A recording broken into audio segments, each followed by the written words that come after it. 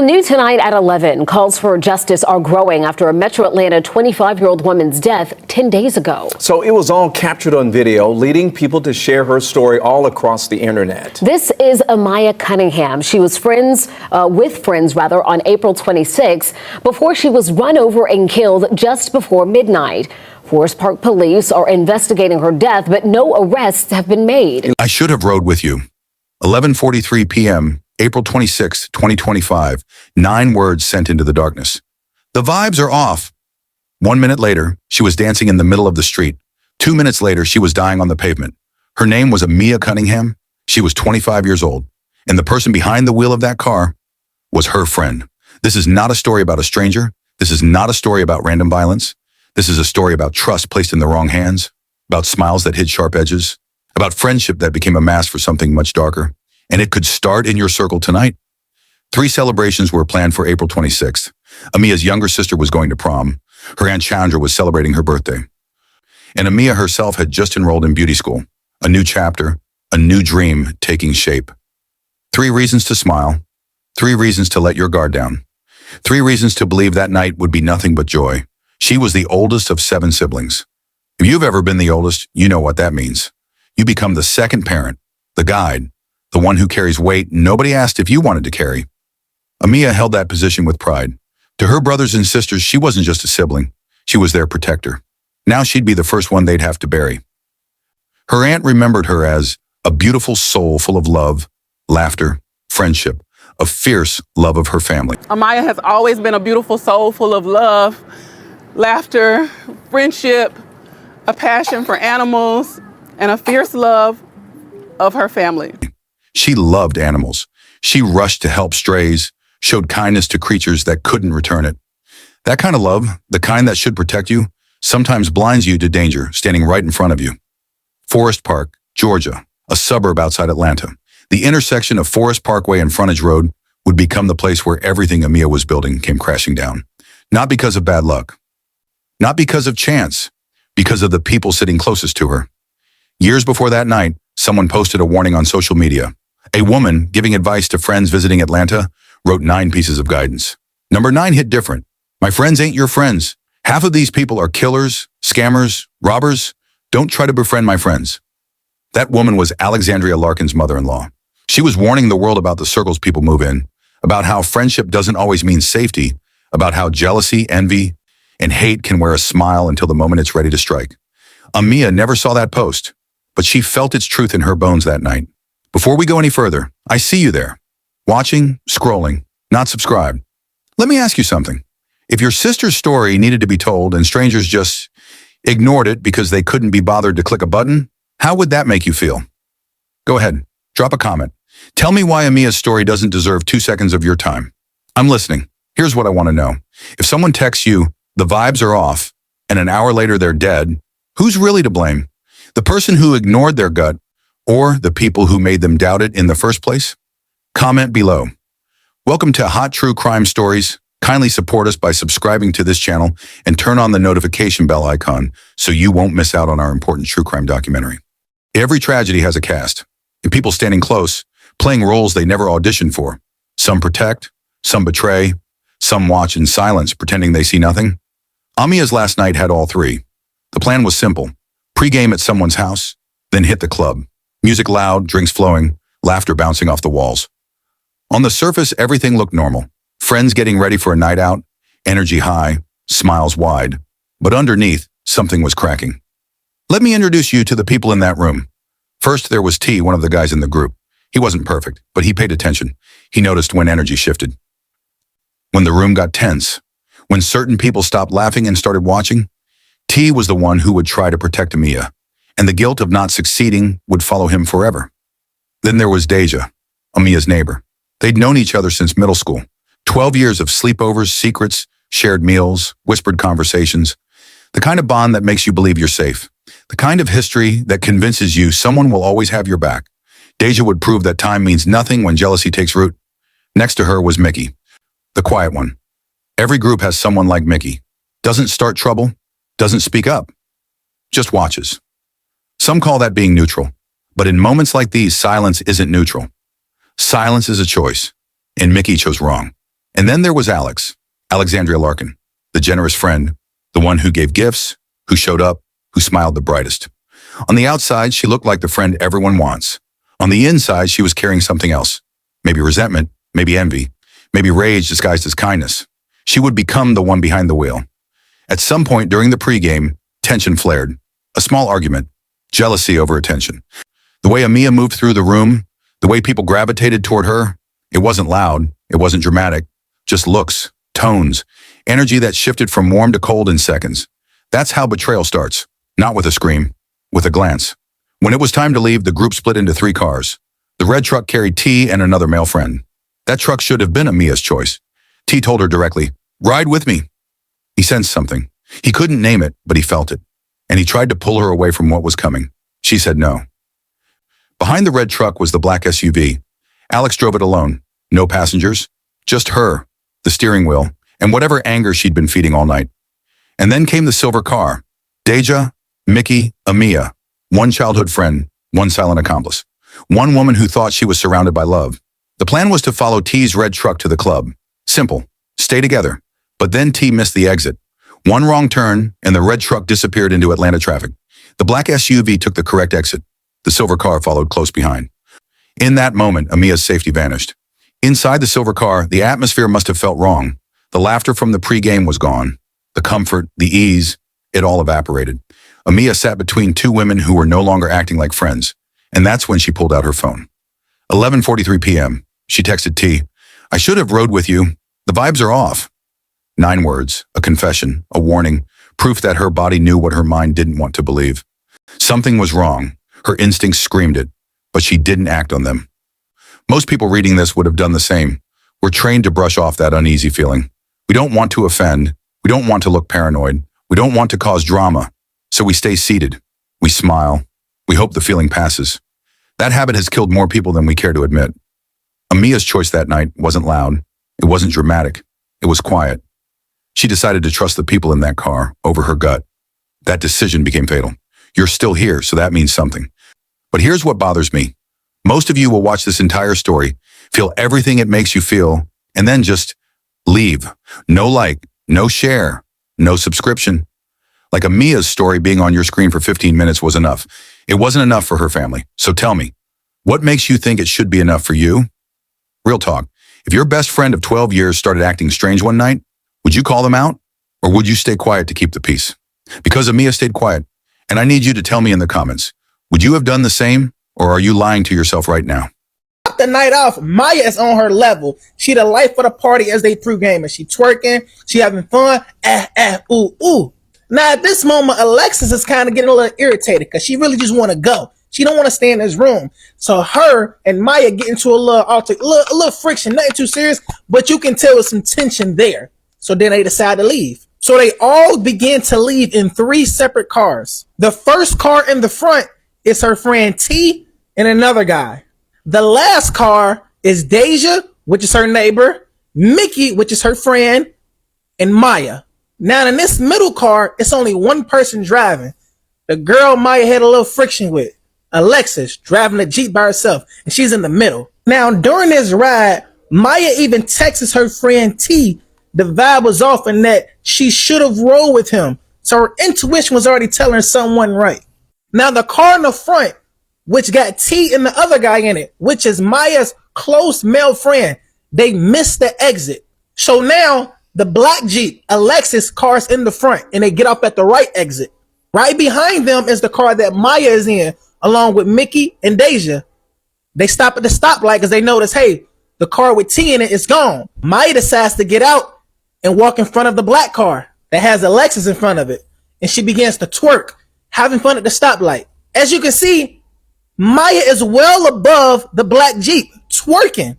And then Alexis run her over and continues to run her over. As you can see, her body is lifeless on the ground and she continues to leave. The 3 cars moved through Atlanta's streets, headlights cutting through the darkness, traffic flowing.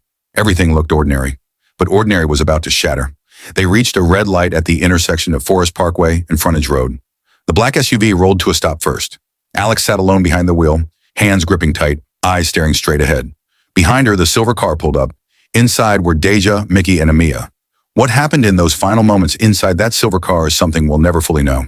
No recording, no witness willing to speak, no proof of the exact words spoken, but something was said. Some persuasion, some dare, some cruel encouragement, maybe laughter, maybe mockery, maybe pressure disguised as fun. Whatever it was, it convinced Amia to step out of the car. She opened the door. She walked forward into the open street, and she began to dance in front of Alex's black SUV, twerking, laughing, moving like she had done so many times before, at parties and pre-games. To Amia, dancing had always been a way to shift bad energy into good energy, a way to bring lightness into a room. But this time was different. This wasn't fun. This wasn't celebration. This was a setup. For a few seconds, she might have believed it was just play, might have thought she was breaking the tension, easing whatever weirdness had built up between them. But then her eyes lifted. She looked through the windshield of the black SUV. She saw Alex's face, and in that moment, she realized the truth. This was no game. The engine roared. The SUV surged forward. Metal slammed into flesh. Amia was hit. Not just struck once. The car didn't stop. It kept moving, dragging her body underneath, pulling her forward as if the human being beneath the wheels didn't matter. You see her, so say this is the car sitting at the red light. This is the full car, okay? Say this is Maya. Maya then got out the car, then walked to the front. Maya's twerking. They run her over, keep her under the car and keep going. There's a car behind them that turns with them. You see Maya's body like this. They keep going. There's a second car that goes and they stopped. Maya died last night. Going out with you weird ass bitches in Atlanta. Okay. When her body finally rolled free, it lay broken on the asphalt, and the black SUV kept going. Disappearing into the night. No brake lights, no hesitation, no remorse. This wasn't panic. This wasn't a mistake. This was calculated. Done in front of witnesses, done with intent. And here's the ugliest truth of all. Amia was delivered to her killer. Deja and Mickey sat in that silver car. They watched her step out. They watched her dance. They watched the impact. And they did nothing. They didn't scream. They didn't jump out to stop it. They didn't pull Amia back into the car before it was too late. They opened the door to her destruction. This is the part that makes people furious. Why would a friend, especially one you've known since childhood, stand by and let this happen? Why would someone who shared your secrets, who grew up with you, who called you sister, guide you straight into harm's way? The answer is simple but cruel. Jealousy. Envy so deep it rots into hate. Amia's final dance wasn't just a moment of fun on a street. It was the act that showed her she'd been betrayed. And by the time she realized it, it was too late. The red light at Forest Parkway wasn't just a stop in traffic. It was the crossroads between life and death. And the people she thought were her friends made sure she took the wrong turn. Let me stop right here and address something. If you haven't subscribed yet, you're not going to. And honestly, that's fine. But do me a favor, go to the comments and explain your reasoning. Tell me what part of this story didn't earn 2 seconds of your attention. Because I genuinely want to understand the kind of person who watches someone's murder unfold and then just clicks away. Explain it. I'll wait. Here's the question nobody wants to answer. If you saw your friend step out of a car and start dancing in front of another car at a red light, would you physically stop them, or would you pull out your phone and record? Be honest in the comments, because one of those choices ends with them alive and the other doesn't. T was ahead of the group when it happened. He'd missed that exit, ended up on a different route, and was trying to find his way back. When he finally circled around and got off at the right exit, he saw flashing lights, a crowd gathering, cars slowing down. He pulled out his phone to record, thinking it was just another accident, another random moment of Atlanta traffic tragedy. But as he walked closer, the world tilted. It wasn't a stranger on the ground. It wasn't a nameless body. It was Amia, his friend, the same woman who had texted him minutes earlier. I should have rode with you. The vibes are off. The guilt hit him like a sledgehammer. He collapsed, started screaming, crying, recording through tears because his hands didn't know what else to do. He had tried to protect her, but not hard enough, and that weight would live with him forever. First responders rushed to Amia's side. They worked furiously, refusing to give up. Once, they brought her back. Twice, her heart started again. 3 times. Hope flickered. 4 times. They pulled her from the edge one more time, but the injuries were too severe, the damage too catastrophic. At Grady Memorial Hospital, Amiya Cunningham was pronounced dead. 25 years old, dreams of beauty school, 7 siblings waiting at home, a family that would never be whole again. And what about Deja and Mickey? The two women who had been sitting right beside her in the silver car. The ones who watched her step out. The ones who let her dance in front of a moving vehicle. When the police arrived and started asking questions, their mouths opened, but no truth came out. They lied. They told officers Amia was just some stranger, just another pedestrian who happened to be in the street. They pretended not to know her. Think about that for a second. 12 years of friendship with Deja. 12 years of sharing secrets, laughter, memories, growing up side by side. And when Amia needed her most, when her body lay broken and still warm on the ground, Deja erased her with a single sentence. We don't know her. That betrayal is almost worse than the impact of the car itself. A stranger's hit can kill your body, but a friend's denial kills your spirit. It makes you realize the depth of envy, the depth of hate that can hide behind the word friend. Mickey stood silent, nodding along with every false word, choosing to protect the killer, choosing to abandon the victim. Here's where the story twists into pure rage. How do you explain a childhood friend lying to police, calling you a stranger while your family has no idea what happened to you yet? How do you explain someone who shared your childhood now erasing your entire existence? There are no excuses. They chose sides, and they chose wrong. That night, Amia died twice, once under the wheels of an SUV, and again under the silence of the friends who refused to claim her. After the impact, after leaving Amia's body in the street, Alexandria Larkin fled. The black SUV disappeared into the night. Innocent people stop. Guilty people run. But this story doesn't end there. 2 hours later, Alice came back. She didn't come alone. She returned with her husband, as if bringing him would make her look less guilty, as if his presence could soften the crime she'd just committed. Here's a detail that makes this even more twisted. April 26th was their 2-year wedding anniversary. While most couples were celebrating together, Alex was out pre-gaming with other people, running over her friend and fleeing the scene. Together, Alex and her husband approached the scene like concerned bystanders. She asked questions as if she had no idea what happened. What happened here? Who did this? Such a shame. Her words weren't the words of someone who'd just been behind the wheel. They were the words of someone who thought she could outsmart everyone. Someone who believed a calm performance could erase the truth. And here's what makes people furious. At first, the police seemed to believe her. Instead of cuffing her on the spot, instead of dragging her to the back of a squad car, they treated it like an accident. The SUV was impounded for license and registration issues, but no immediate arrest followed. Forest Park police investigated. They looked at the scene. They spoke to witnesses, including Deja and Mickey, who lied straight to their faces. And then they issued their conclusion. No negligence or foul play. No charges. No arrest. Case essentially closed. Amia's family screamed. They knew this wasn't an accident. They had the text message. They had the history of tension. They knew who was in that car. But without police support, what could they do? They gathered at Cliftondale Park in South Fulton for a vigil. Everyone dressed in green, Amia's favorite color. Her aunt, Chandra Walker, stood before the crowd and spoke through tears. She died on my birthday. This is personal to her Nini. Amia's death will not be in vain. For 3 weeks, the family fought. For 3 weeks, they demanded justice. For 3 weeks, Alexandria Larkin walked free, and it looked like that's how it would end. Another black woman's death dismissed, another killer protected by a system that didn't care enough to dig deeper. But then the internet got involved. Here's what I don't understand, and maybe you can help me figure this out in the comments. You're watching a story about a woman whose childhood friend denied knowing her while her body was still warm on the ground. You're hearing about police who called her death no foul play, even though she was hit and dragged. And you're still sitting there without subscribing. So tell me, what would it take? How much betrayal needs to happen before you think a story deserves to be shared? Comment your answer. If your childhood best friend, someone you'd known for over a decade, lied to police and said they didn't know you while you were dying in the street, should they face criminal charges? Yes or no? Drop your answer below, because this is exactly what Deja did, and she's walking free right now. Georgia Department of Transportation cameras line the streets of Atlanta. Silent eyes watching traffic flow, capturing accidents, recording everything. On the night of April 26th, those cameras captured something the Forest Park Police Department tried to ignore. The footage showed everything. Amia stepping out of the silver car, dancing in the street, the black SUV accelerating, the impact, the body being dragged, the vehicle fleeing the scene. It was all there. Undeniable, unedited, irrefutable. And when that video surfaced online, it went viral within days. TikTok exploded.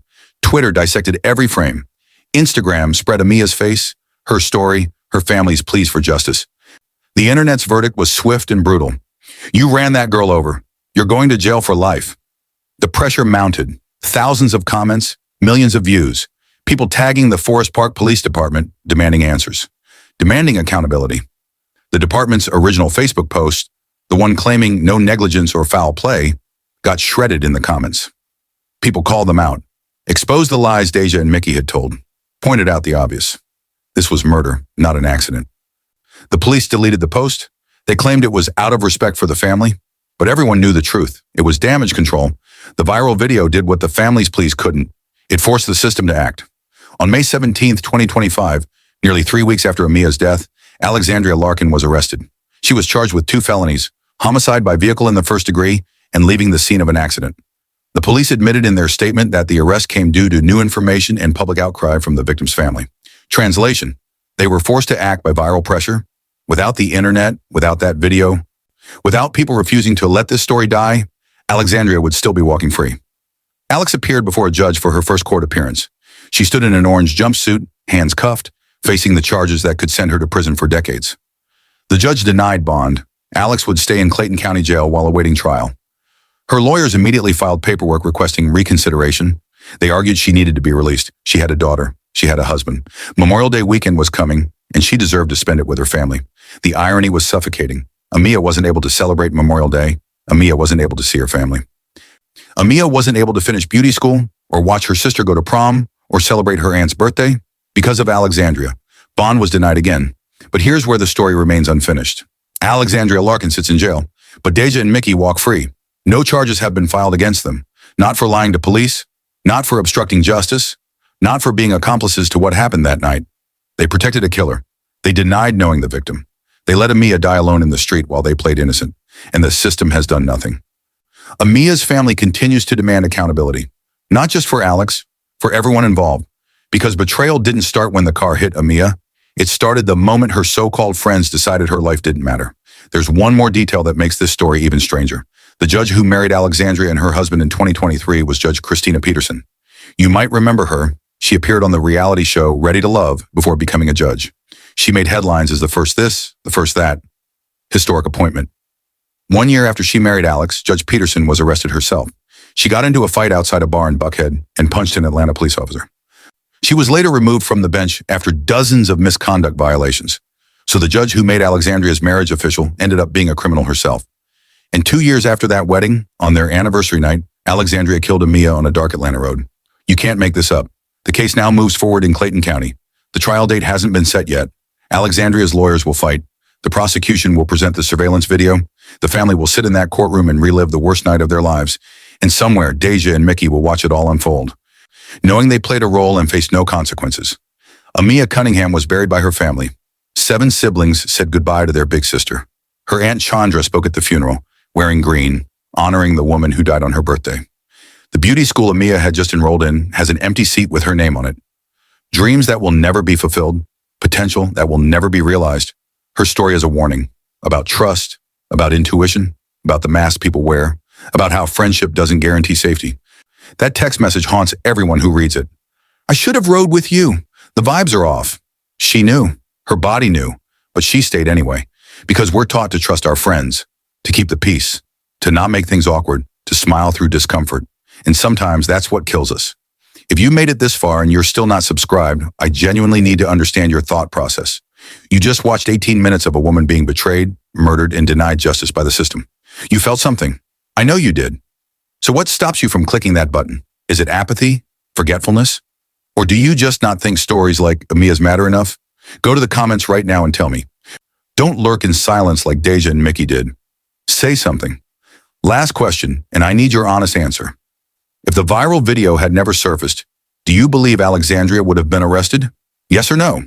And if your answer is no, what does that tell you about how the system values Black women's lives? I'll be reading every single comment. Don't hold back. Justice for Amiya Cunningham. Rest in power. Thank you for watching to the end, and I will see you on the next episode of Hot True Crime Stories. Stay safe.